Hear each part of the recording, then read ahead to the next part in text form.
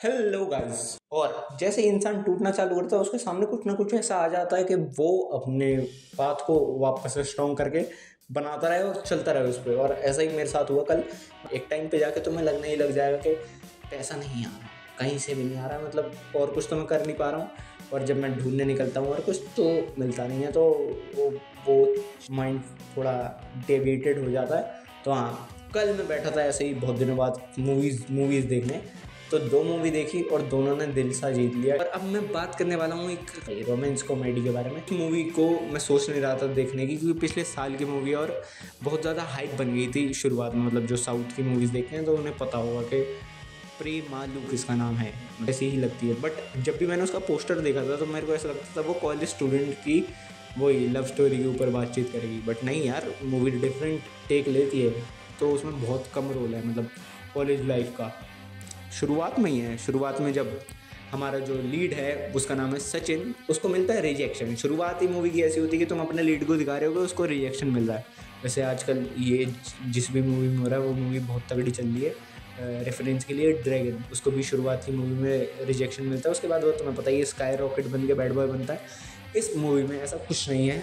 वो अपनी normal life जीने लगता है, डिस्ट्रैक्ट हो ही जाता है। तो वो सोचता है कि अब मैं जाऊँगा आउट ऑफ इंडिया, यूके पढ़ूंगा और फिर वहाँ ही सेटल हो जाऊँगा। ऐसा उसका वीज़ा अप्रूव नहीं होता क्योंकि फाइनेंशियल कंडीशन इतनी अच्छी नहीं है, बैंक में फंड्स अच्छे नहीं है, मतलब पूरे नहीं है जितने चाहिए होते हैं। लिमिट होती है ना एक, उसके बाद वीज़ा लगता है। तो हाँ, उसका वही हो जाता है और फिर वो 6 महीने बाद वापस से ट्राई करने की सोचता है। बट अब ये बीच का टाइम है, उसमें क्या, तो उसको उसका अपना स्कूल का पुराना दोस्त मिलता है। वो उसको कहता है कि तू मेरे साथ चल ले, हम चलेंगे बेंगलोर और वहाँ मैं पढ़ाई करूँगा गेट की, तू भी चल ले साथ में। फिर मैं तो अपनी बंदी के पास निकल जाऊँगा जो IIT रोड की में, तो अपना देख लियो, पर ट्राई तो कर सकता है पढ़ने की। तो उसको लगता है कि हाँ 6 महीने घर पे बैठूंगा, लड़ाई कलेश देखूंगा, इससे अच्छा निकल जाता हूँ कहीं, और गुड मूव।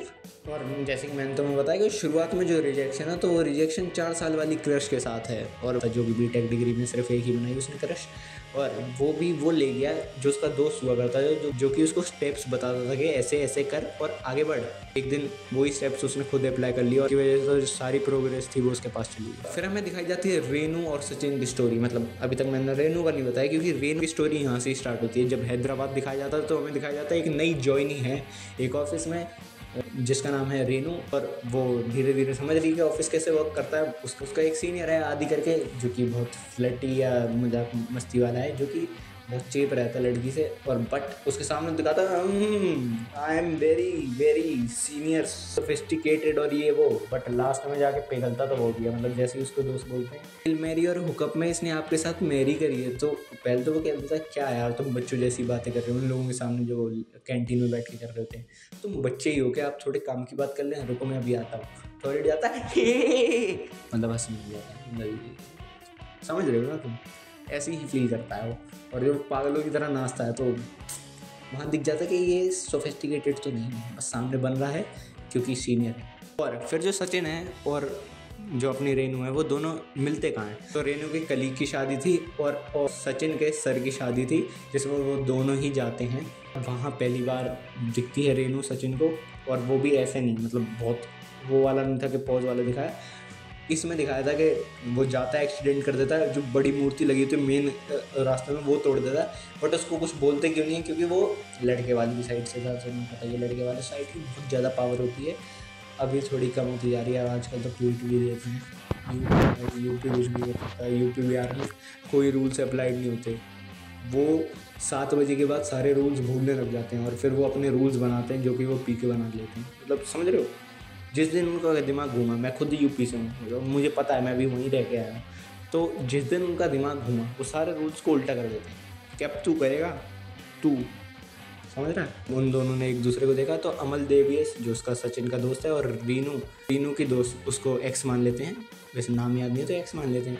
तो एक्स को लगता है कि अमल डेवियस जो है वो उसको पसंद करता है क्योंकि वो सबसे ज़्यादा बोलता है इन चारों के बीच में, क्योंकि सचिन की बोलती बंद हो जाती है लड़की के सामने।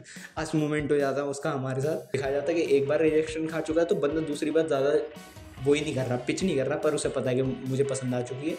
अमल डेवियस बोलता रहता है तो लड़कियों को लगने लगा है जो अमल को एक्स पसंद है। और रेनू तो कहती है सही है चलन दो, उसको बता दे कि तेरा फ्यून से घुमा मत उसे। और अमल डेवियस से कुछ नहीं है, अमल डेवियस अपनी बंदी के साथ रात में बात कर रहे हो खुश है। रोड की वाली, हाँ। कैसी हो?